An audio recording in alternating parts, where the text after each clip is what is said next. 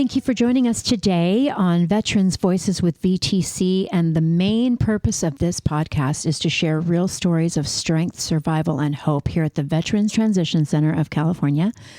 I am your host, Lisa Kincaid, and Madison is our co-host and producer of the show. Hi, Maddie. Hi, Lisa. Welcome back from Italy. Oh my gosh. I know I could just take a whole show. Wouldn't that be fun? But I did see some relatives in Switzerland. My dad's from Lugano, the Italian part. So I got to spend some time with them and then got to tour around Tuscany, which was amazing. Okay. But before we start, I would like to give a shout out to Santa Cruz Voice because they have so graciously brought us in as a part of their family to really kind of carry this broadcast for us on the Santa Cruz Voice. And they air it at 4 p.m. on Wednesdays. Every Wednesday, they air our podcast.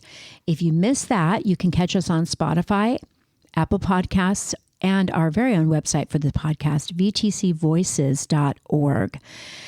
And I would also like to welcome a really dear friend of ours, Bay Federal. They just moved recently to Marina, and they have really welcomed us as, part of their family here in Marina, and we are so grateful for them. So we'd like to give a shout out to Bay Federal, one of our amazing partners here of the Veterans Transition Center, and for all that we do for veterans. Well, we've got a couple great guests today, right, Maddie? We really do. We have Korina, one of our case managers, who's been with us for how long, Korina? I'd say 2.5 years. Wow. Yeah. Longer than me. Time flies. I don't feel so old now. No, I'm just kidding. Well, thank you so much for being here. It really means so much to us to hear from the case manager perspective. And then we also have a guest his name is Ronnie. Sorry, I'm not going to call you anything. I'm going to call you Ronnie. Okay. So we're glad to have both of you here with us. Thank you so much for being a part of this show. It's very important to us to hear your personal experience, Korina, on how you've connected with veterans and what particularly has impacted your life and that kind of thing. So let's start with how long you said you've been here for 2.5 years. Mm-hmm. And what role did you start out in? I actually started as a case manager. Okay. Came right in off the bat as a case manager. I was finishing my bachelor's degree in psychology and randomly got a call from Tyler. Shout out to Tyler, who used to work here and is now at the VSO.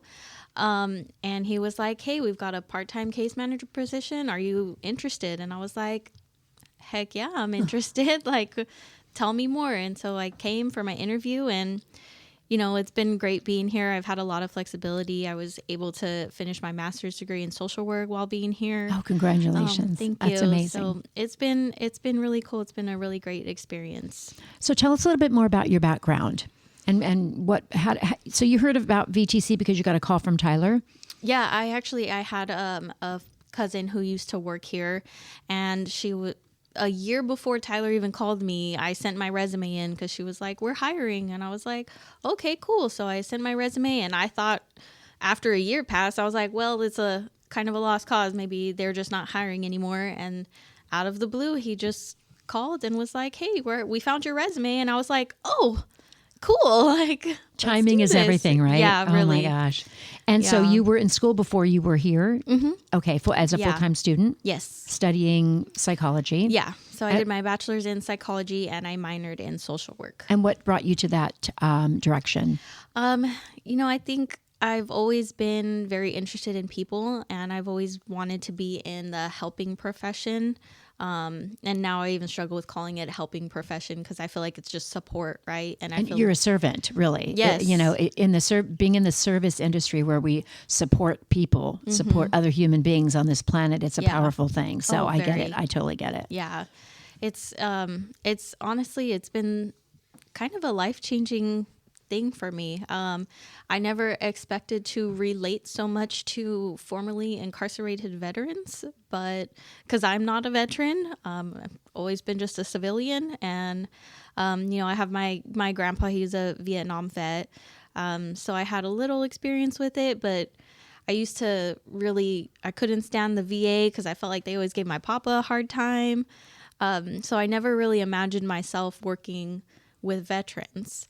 But then And being the liaison with the VA for the Yes. veteran, right? I mean, Yes. that's one thing that we love to talk about here on the show. Yes, definitely. There's definitely a lot of that there. I've spent more time at the VA clinic than probably my own doctor's offices at this point. Wow. So, what does your role entail exactly? And maybe tell us a day in the life of your job. Oh, a day in the life, man. Every day looks different, honestly. You never know what to expect. You can have something planned. You could have your whole day planned out, and next thing you know, that plan goes up in flames because someone needs something. You need to take someone somewhere. You need to take several people places. So when they first get out of prison, they come to us. We help get them set up with everything they need, any kind of vital documents from birth certificates to social security cards, getting them signed up for Medi-Cal and CalFresh benefits so they can get food, driver's license, IDs, getting VA healthcare if they're eligible for VA healthcare, or just doing the Medi-Cal thing or Medicare, helping them establish income through VA compensation or pension or Social Security retirement. I mean, there's so many, well, I don't want to say there's so many, but there's a few different ways, of obtaining income, and we really just support through the process of that. And I think for me too, I tried to build a rapport with my clients, with my veterans, because to me, if I'm open and I'm honest with you, then you're gonna give me that back. You know what I mean? So I think that's what my work is really rooted in, and just being honest, being open, and showing them like I'm a human too. I'm not parole. I'm not someone that, is trying to create more barriers for you. I'm trying to help you really break down those barriers that you might come across, because I know dealing with a lot of these systems can be super frustrating, and especially after being incarcerated for so many years. I mean, we have some veterans that have been in prison for 40 plus years, and they're basically coming out to a whole new world out here. And so, not being able to get humans on the phone anymore, having to talk to robots all the time. And, it seems like it goes in circles, right? Ronnie's nodding his head because he knows.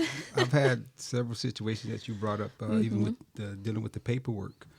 And recently we just had something with the CalFresh, because they actually said that Korina, my case manager, it was another form I needed to submit for her to represent me, because they actually stopped my CalFresh based on, they said I didn't have my Social Security number submitted.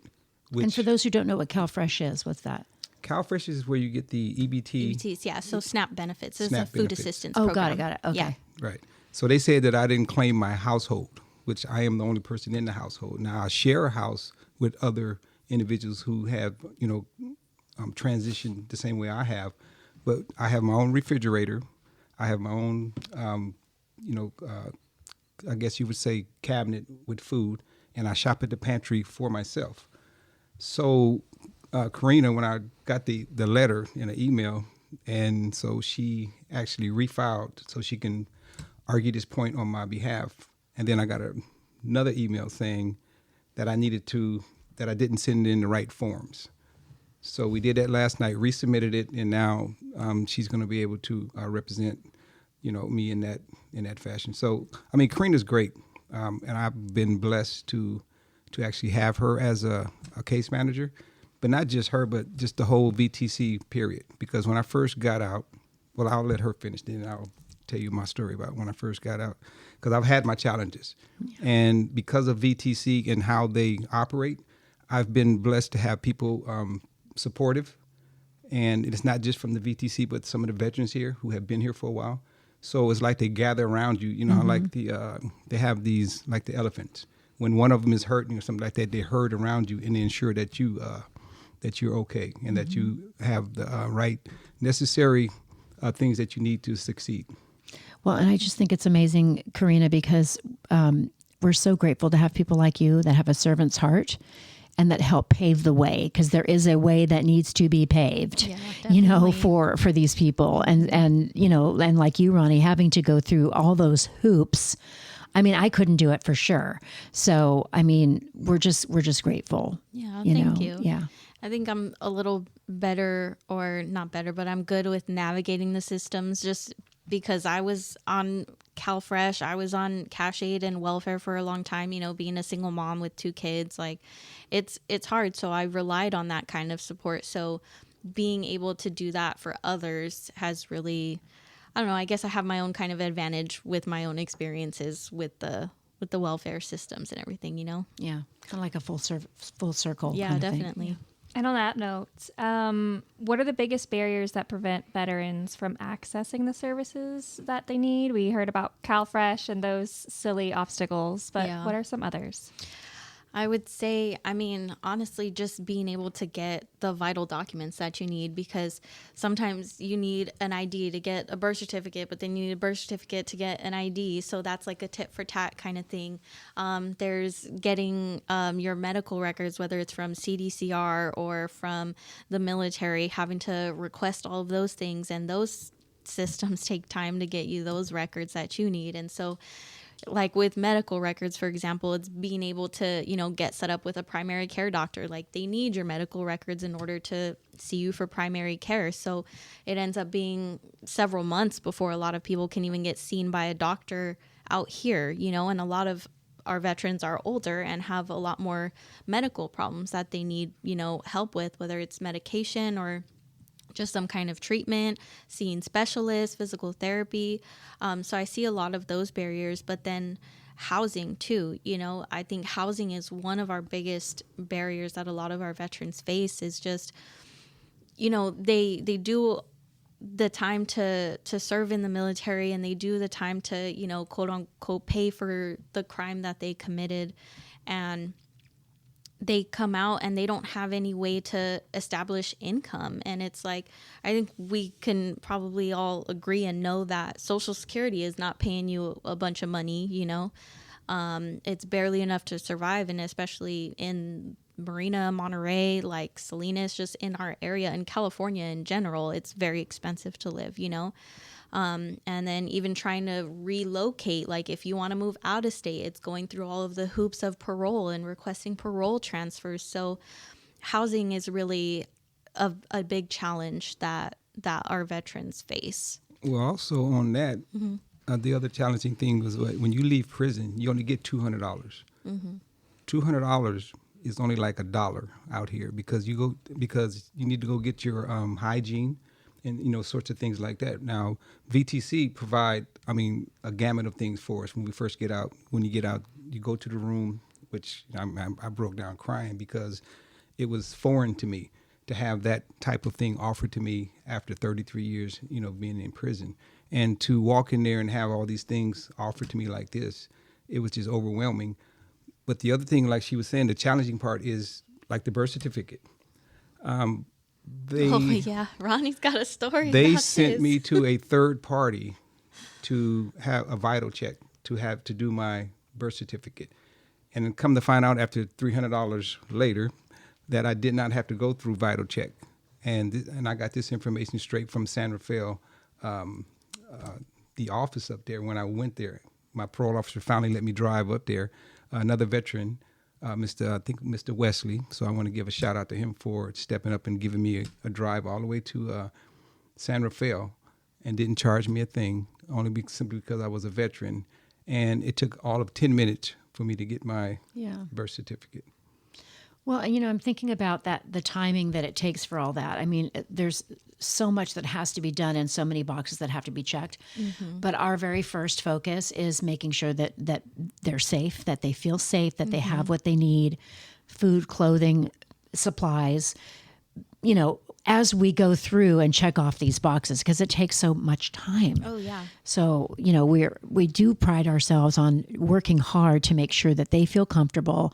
If it takes an extra few days, if it takes an extra few months, we're going to keep you safe, keep you clothed, make sure you have food, and then, a family, really, while we're waiting for all this to be done. So, so cheers for sure. Definitely. So when this airs, we're probably about a week into the shutdown if it lasts that long. The last time we had a government shutdown, federal government shutdown, it lasted for about 35, 36 days. Now, I know, because of the word here going around that there are some things that are affected, and we know that veterans will be affected. But tell us about any of your programs in LTORR or ARG. Are they affected by this shutdown? So our particular programs aren't affected just because we're funded through the state, and so it's not direct government funding or federal funding. It still impacts our veterans and us because, the systems tend to move slower. Social Security, which already takes a long time, moves a lot slower. And so some of their benefits might be halted or slowed down for sure. Yeah, definitely. Applications take longer to process. It's really, VA, the VA is probably going to end up being more short-staffed than it already is, which is, they're still going to stay open, but it already takes a long time to get care as it is, and stuff like this only makes it last a lot longer. Also, I would like to add that one of the things that I think maybe needs to be put out there is there's a lot of disinformation that's going around. So you have a lot of veterans who are kind of like panicking, thinking that they're going to get, relocated and all this, simply based on, the federal government shutting down, and they saying they believe it's going to affect, them. And if you don't watch the news and then you listen to somebody, telling you something off of TikTok or something like that, then you're going to get the wrong information, believing that you're going to be homeless again. And so now they're starting to panic, and some people, especially if they have, like, I would say, substance abuse or things like that, now they're getting triggered, and then they may relapse into wanting to have a drink or do something like that, believing that the worst is going to happen. And Korina, how are we reassuring our clients? I think it's just making sure that they're safe here, their housing here is stable, nobody's getting kicked out. Like, that's not something that they have to worry about. They're still going to have access to our pantry. Our pantry is still going to keep running, so they can still get food, even if for some reason the food stamps don't go through. Although I don't think like the food assistance programs are really affected, besides WIC, which most of our veterans, at least in LTORR, don't have because, well, they're all men for one, and they don't really have young children. So I think it's just really reassuring that they're still going to have a home. They're still going to have a safe place to stay. All of their basic needs are going to continue to be met. And, we're going to do everything in our power that we can to continue to support them. And, that's one thing that, we've been talking about the last couple of days is that we are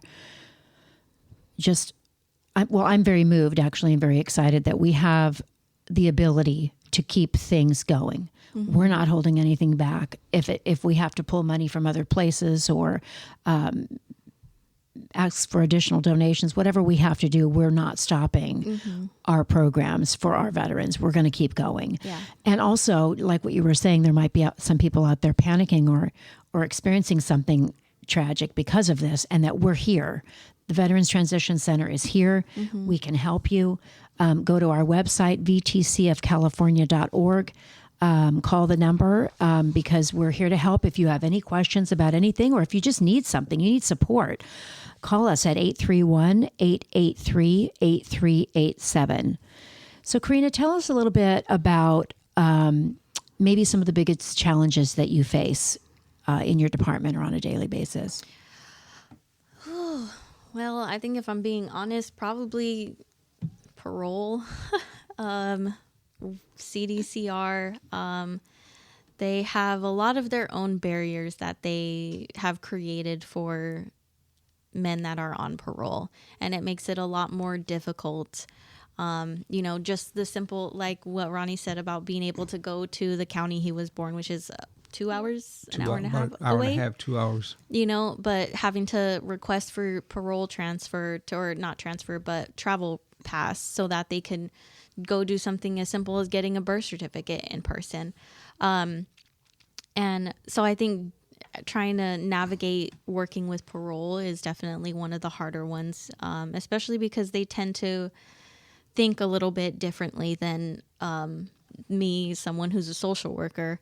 Our values don't always align, and so it's when you see them as people or as a person that just really needs support, parole sees them as, parolees and, ex-convicts and, people that kind of have put themselves where they are and it's their own fault. And so for me, I struggle with the barriers that continue to be put in place, because it's like, if you want these people to succeed, if you don't want them going back to prison, if we want to keep the recidivism rate low, then we need to do more to actually help them, not create more barriers for them. So definitely that. And I think sometimes definitely like with the VA can move so slow, and no shade to the VA, but some of their social workers, I question like their own ethics, because I don't know if it's desensitization where they've seen so much and so they are a little more, just desensitized to things. But for me, it's hard to think that they can deny people things or treat them the way that they do at times. You know what I mean?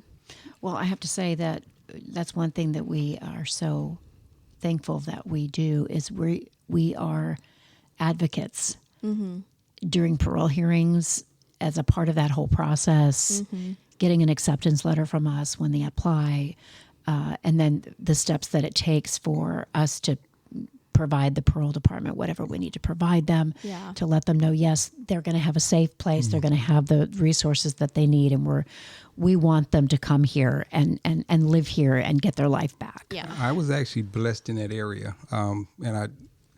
it's kind of hard not to say this part right here, but I have to, because they have the GO house, this in San Francisco, and I applied to come here specifically because the VA and VTC could help me with the things that I've needed. GO House would not be able to provide the help that I needed, because when you go to prison, you're a veteran in your heart, but they don't treat you, as she was saying earlier, they don't treat you like a veteran. And often when you come out, you still looked at as being the person who committed the crime going into prison. So it's like going into, fixing an old car. Nobody's ever looked at, opened up the hood and see, was the engine changed, which is the heart. So if you look at the heart, you talk to the person, have a conversation like the board do, because you just can't walk out of prison without going through the proper thing, like you said, with the steps. So you submit maybe 3 or 4 housings that you would like to go to. So the first one I wanted to go to was VTC, because they can take care of the needs that I needed, versus going down there to GO House or some other place where if you go down there, it's really right in the middle of Skid Row. So to be able to transition back into society will be very difficult for me. I can't speak for the rest of them, but for me, it would have been very difficult because you're back and you're living with maybe 10 to 12 people on top of each other. Now you're trying to reintegrate back into society and also take care of paperwork and every other thing that you're trying to take care of, and then deal with the people when you come out. And some people are not too, open, welcoming and open, open to, but she said something. You said something earlier, which I have to, I would have had something like this 33 years ago when I got out of the military, I wouldn't went to prison. Now I may be sitting at this table having a different conversation because I have maybe an organization where I was going to come try to, to help out or something, but I would have never went to prison, because I believe that I should have been able to go to somewhere and work on my problems before going back into society. Just like with my stepfather, he should have never been allowed to come into our family after 2 tours in Vietnam. He should have been able to go somewhere and kind of debrief and then go back into society and into the family. Because what happens is now you got the alcohol, the drugs, and all these other things that we succumb to because we lived that way for so long. That was the way we managed our pain. Yeah. That was the way I managed mine. I think that's a common thing too, it's just you have PTSD from being in the military service, whether you were a combat vet, however long you were in. And then a lot of times PTSD, like substance abuse, anxiety, depression, all of these things are just symptoms of PTSD, right? And so when you have these things, your behaviors are going to be different. You're going to have distorted behaviors. And so going to prison only adds to that PTSD. Prison is not this wonderful place that you can go and heal from all of your traumas and, get support that you need. Prison is the exact opposite. Prison, you're back into living in an environment where you're constantly, hyper vigilant and having to look over your shoulder and just focused on only surviving, And so then you come out of prison, and it's really, we see a lot of this complex PTSD that veterans have from not only childhood trauma, but also trauma from being in the military, and then trauma from being in prison, and all of the things that they have experienced in all of these years. I mean, the complex PTSD is, it's immense, And so being able to have the right support and treatment before it gets to those points is really important. And I think that's one thing that the VA has not done so well on, until more recently in the last few years. Mm-hmm. Well, and Ronnie brought up an interesting point that there's so many layers to it. Mm-hmm. You talk about your stepfather. Absolutely. He needed some resources that just were not even there. We're not there. Mm-hmm. And that just perpetuated this problem. Yes. And brought dysfunction back from his own trauma, yes. And it just kind of carries down. It's and so my dysfunction started at an early age, trying to medicate myself to get through his dysfunction. Right. And it was difficult. Mm. And so it was almost like I lived Vietnam through his eyes. Me and my other siblings. Mm. Yeah. So Korina, what moments feel the most meaningful and rewarding to you working here? Oh, there's a lot. Honestly, I feel like I learn from the veterans every day. I learn something every day from them. So it's not so much just, it's not a transactional relationship. Like, it's reciprocal, right? So they learn from me and I learn from them, and being able to build good relationships. I love that. It's one of the reasons I love this job the most, is just being able to work with the population that I do. But another thing is, after months and months of waiting, and a veteran finally receives a decision on his service-connected disability rating, and it's like, yeah, you got 70%. It's like, we do a lot of celebrating around here. I'm like, oh, what happened this time? So it's great. It really feels like, it feels like you won too, because it's like, man, finally, like, after all of this waiting, after all of this work that not only I have done, but that they have done, because I can't do it all by myself. They have to do lots of work too, And so, finally it's almost like not little, but they're big wins, things like that. We have guys that have been out of our program, graduated from our program, and, they come back a year later, or they call a year later, and they're like, I'm off parole. And it's like, yes, like, it's a lot of things like that.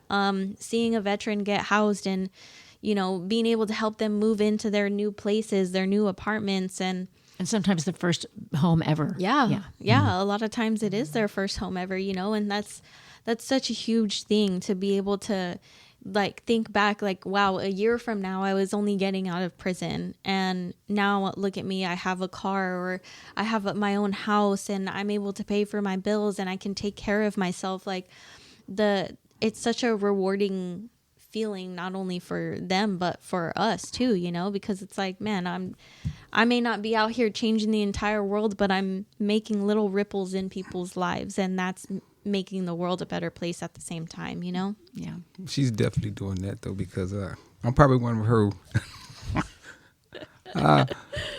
I've learned so much just on the phone, how to operate the phone and different things, filling out different forms through Korina, because I used to get frustrated because, in prison a phone is illegal, so I've never used the phone.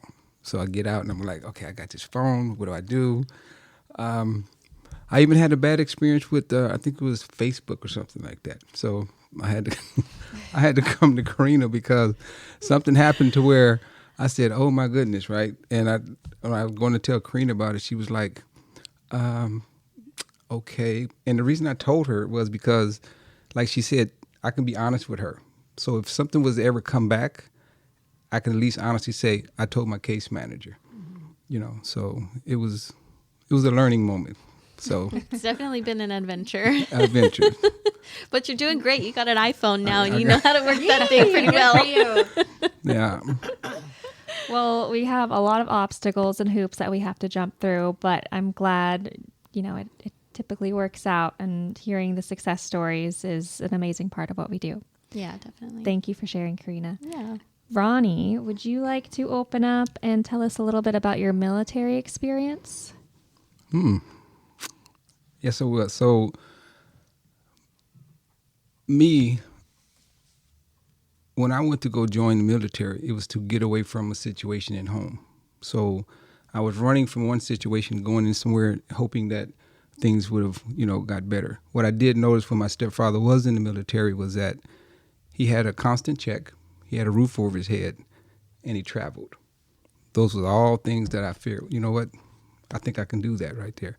And so I joined the military. Actually, there's an individual we're supposed to went in at the same time, you know, but he copped out. He didn't go, and I went anyway. Did he go to boot camp or no? No, Oh, man. and we had a party the night before. You know, it was the night before he was supposed to leave and So everything. he came to the party. He came to the party and didn't, everything. Didn't show up to go to boot camp. He did not. Freak. He did not show up.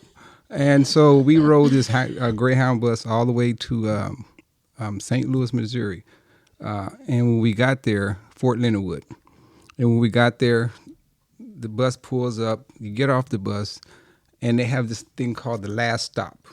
And they got a curtain there. And it says, any contraband, you want to throw it in there because that's your last chance. And so going in there, and it was a unique experience. And I enjoyed it. But the biggest thing was, it was something that I really wanted to do, besides getting away from home. You were committed. I was committed.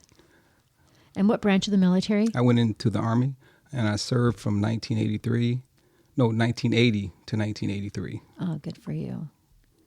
And I did receive an honorable discharge. Mm-hmm. But there were some obstacles along the way that prevented me from re-enlisting.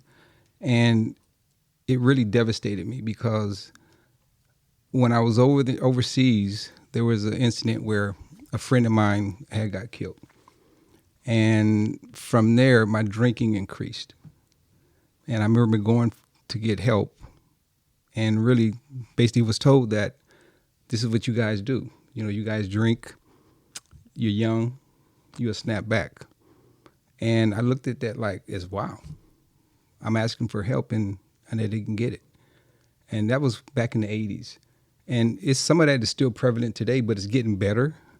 But I think that, you know, had I gotten the help that I was asking for, I would have made a career out of it.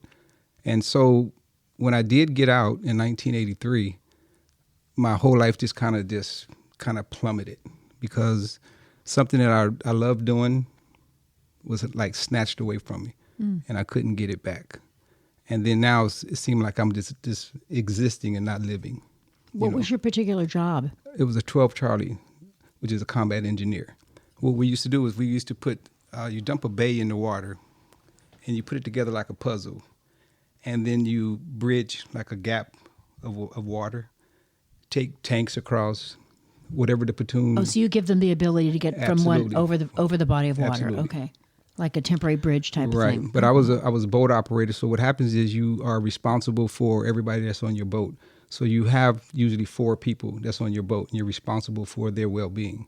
And so that in of itself was like a highlight for me, you know, to not just be responsible for the equipment, but you're being responsible for somebody's life, and it's like a brother. Mm-hmm. So it's a brotherhood that just, when you experience it, then you'll know that it's something that that bond can never be broken.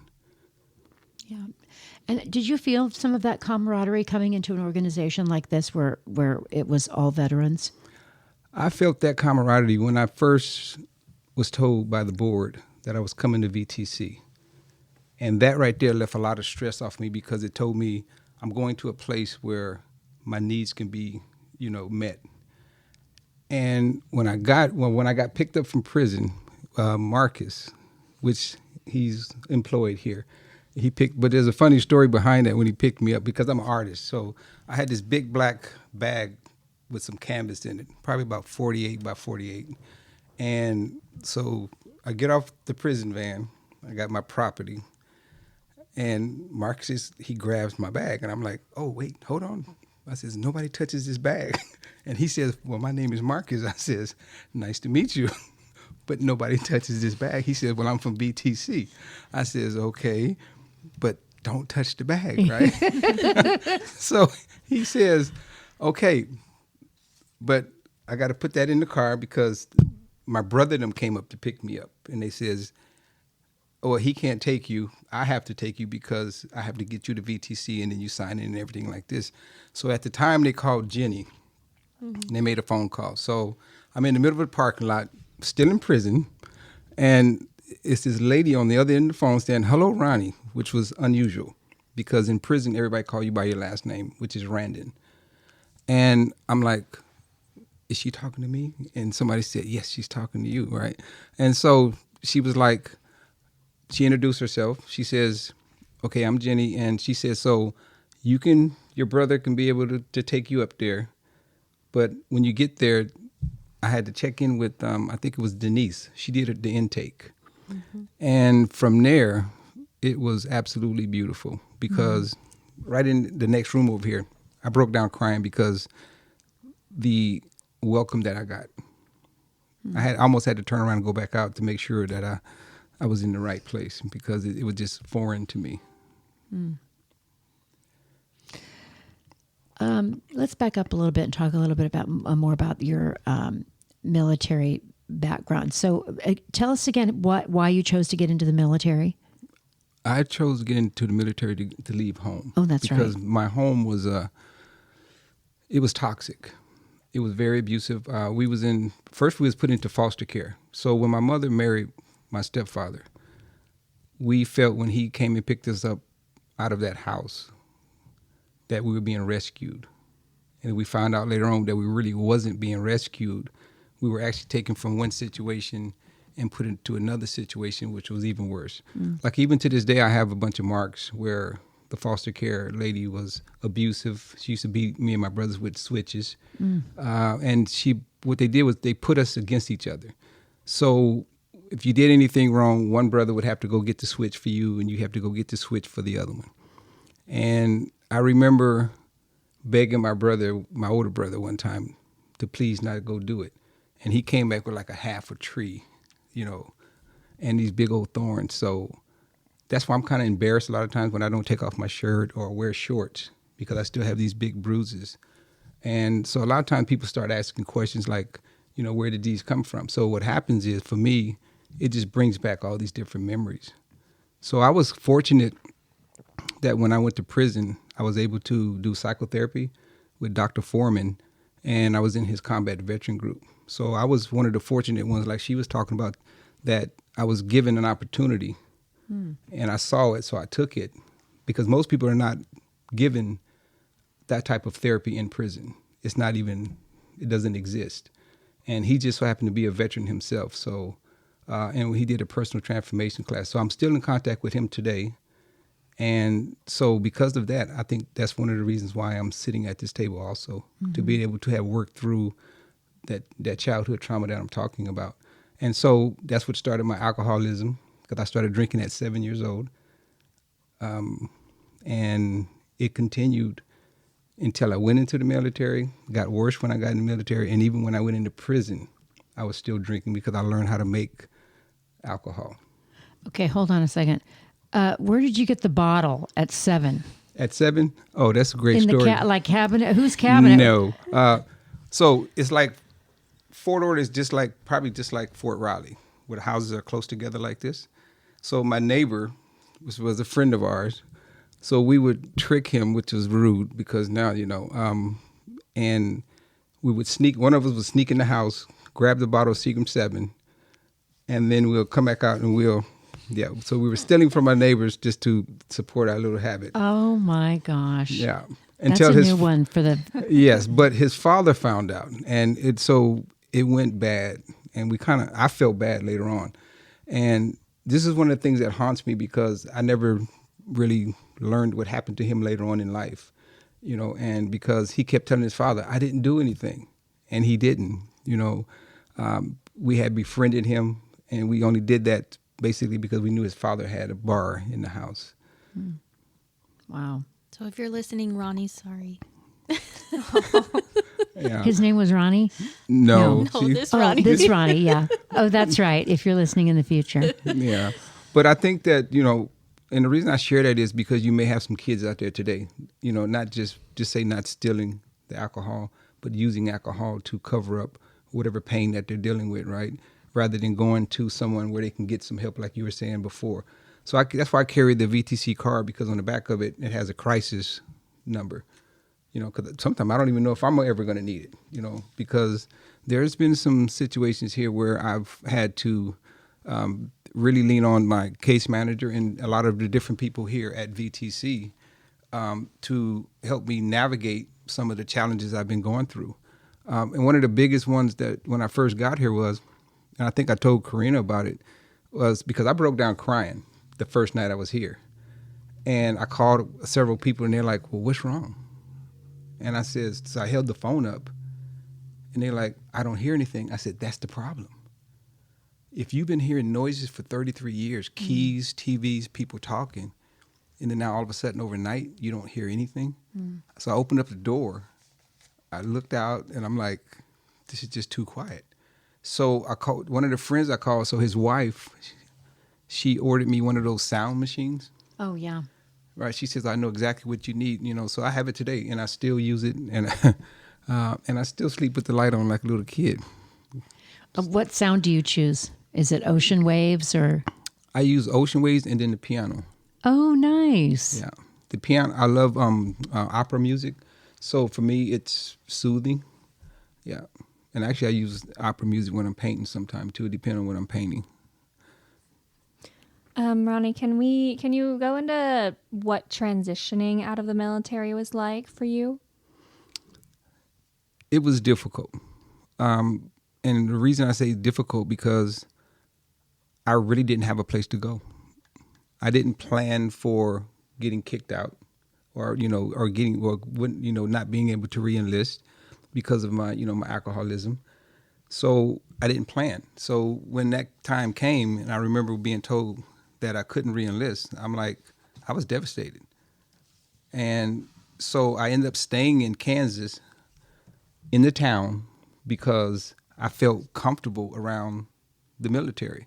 So I stayed in town for probably about 2 years. And then from there, I transitioned back to California. And when I came back to California is when my life really started plummeting even more. It was still plummeting in Kansas, but it plummeted even more when I got here. And one of the biggest things that devastated me was when I came back, I went to a place that I really didn't want to go to, which was home, my family. And I remember living with my mom. She was in Daly City at the time. And how old were you? I was 20, I think I was 20, 22, 23. No, 28. And because that's right around the time I finally met my biological father for the first time. And that was a wait to try to figure that part out. But back to that. So when I'm staying with my mother, one night, I guess I was having nightmares, screaming, hollering, and so she slaps me, right? I wake up like, what are you doing? And she says I was about to run out this big window here. She says I'm about to run out of her living room window. And so she calls my grandmother, and she tells my grandmother, Mom, she says, he can't stay here. She said, he's scaring me. I don't know what they did to him or what's wrong with him. And I'm like, what are you talking about? And she says, you're scaring me. I don't know what's going on. And so I never trusted anybody. So I really didn't ask, go get help because I felt when I was overseas, I couldn't get help. So nobody's going to offer me any help right now. And the people that I did trust, I was, removed from. So, and it was very difficult. And again, like I said, I met my biological father for the first time, and he had a shop in San Francisco. I go down there, and his wife at the time, I guess my mom, he was cheating with my mom. So I'm his oldest son. His daughter is 6 months younger than me, which tells everybody that he was cheating with my mother at the time. So when I got down there, she was the one that says, and I have to say it this way, right? She says, she called me a bastard, right? I said, well, no, Willie's my father. She says, get out of here, And then he walks down, and he's telling me to, hey, just calm. And I'm like, oh, I said, you're Willie. Nice to meet you. And that's how we met, and it was. So you met her first? Oh, I met her, the wife first. Oh, dear. Because she thought that I was, this is like a movie though, because when I walked down to the shop, she thought I was Peter, which is the other son, and we both look alike. And when I got closer, I said, I'm not Peter, I'm Ronnie. She said, oh, get away from me, you bastard. And I'm like, oh my goodness. And then when he walks down, and come to find out what it was, her nightmare, or she saw now the truth walked into her life. Mm-hmm. So all these years he said, oh, I didn't cheat on you. And then I walk out. So. And who is Peter? Peter is, I guess you say he's my brother. Yeah. From your mother's side or your father's side? No, from my biological father's side. Older or younger? Younger. Okay. Yes. But there's a story behind Peter, which is kind of sad, because that same, my biological father, the way he treated me, and, which was, it's a bittersweet thing, because, you want to meet who your biological father is, because I had questioned to see, do I have characteristics about, like him, or are they all just about my mother? And there's a curiosity there. Curiosity, yeah. And I wanted to know so bad. And so when I met him, so Peter died. He died homeless, sleeping in a van at my father's shop in San Francisco. And that was sad. How old was he? I believe he probably was maybe 21, 22. So he was really young, just like a few years after this then, maybe? Yes. My gosh. Right. And that was really sad. And it just showed me how that family, at least the family that I had, just really didn't care about any of the kids. Only thing a lot of them cared about was themselves. And so trying to get help from them was not something that was even feasible, because they wasn't going to give me any kind of help that I needed. I couldn't even get any honest answers about anything. And matter of fact, Korina found out when we were doing the birth certificate thing that even that's complicated right now, and I don't know how to even deal with that, because everybody who has the answers that I need are all passed away. And so I had to make a decision to say, okay, I have to just leave certain things alone. But on my birth certificate, they have two names. They have one as Anderson, and then it has one as Henderson, as my mother's maiden name. So I don't know. It opened a whole nother can of worms. It opened up a whole nother can of worms. We were like, Ronnie, remember what we talked about in group? Yes. So radical acceptance. Yes, because I was in Korina's relapse prevention class, and there was a lot of topics that really hit home for me. And the reason I brought those up was because I struggled with a lot of things that when she was bringing up the certain topics. And so when you can honestly go into a room and feel comfortable with the men and the person who's, providing the information, then it helped me to say, okay, you know what, I can still, go forward even knowing this information right here. I mean, it hurt, but it still was, acceptable to the point, like she said, to where I have to say, okay, do I just keep mulling this over and go backwards and forget, all the journey that I had to get here? Or do I just say, okay, accept it, as she said, radical acceptance, and then just move past it? And that's what I had to do that. And one of the things I want to share too is, are you familiar with restorative justice? Mm-hmm. So the reason I'm right now doing therapy with several doctors with the VA is because I actually went through the restorative justice process probably less than a month before I got out of prison. So I'm still trying And to you were in process. for how long? 33 years. Okay. So I'm still trying to process having met Kathleen, which is Diane's daughter, the woman I murdered, and now processing having met her through the restorative justice process. And so they worked with her for 6 months, and then they worked with me for 6 months. Before you met. Before they brought us together. Interesting. And so when they finally brought us together, which was in, I think it was October of 2024, right before I was supposed to go to the board in December. And so I had all of this trying to juggle, mentally. And so what I did was I made a commitment to myself to say, you know what, this is more important, which was having that conversation with her, because she was the one who requested, to have the conversation with me. And so after having that conversation, How long did you talk? Probably about 4 or 5 hours. Okay.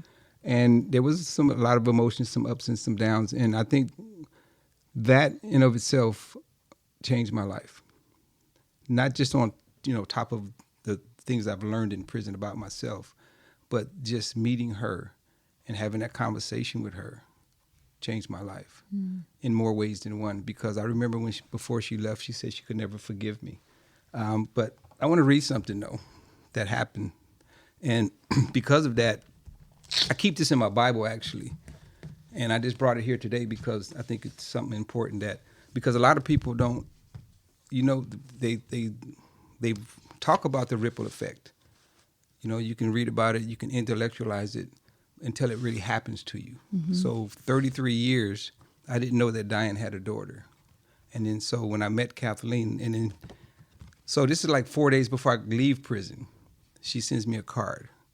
This is the daughter of the woman that was murdered? Yes. Okay. And when I first got the card, it didn't have anybody's name on it. So I didn't know. And normally in prison, they don't give it to you. And so I looked at it, I'm like, okay, and I opened it up. And when I started reading it, then I really couldn't get through it because I just started crying. And I get emotional every time that I take it out. I read this every morning because it helps me stay grounded on going forward every day, to remind me that how far, there's, and a lot of time I carry a stone too, the pebble that you threw in the pond, and you never know the damage that you've done because you can't see up under there. And so the card reads, sometimes you wonder if it's really worth it to keep fighting for the change you feel God wants you to make. It's hard. I've been there too. And that's why I can say it really is worth it. And then on the other side, it has a scripture, Isaiah 43:19. It says, I will do a new thing now that shall spring forth. Shall ye not know it? I will even make a way in the wilderness and rivers in the desert. And she says, Ronnie, you come so far. And with God's help, he'll take you through this one day at a time.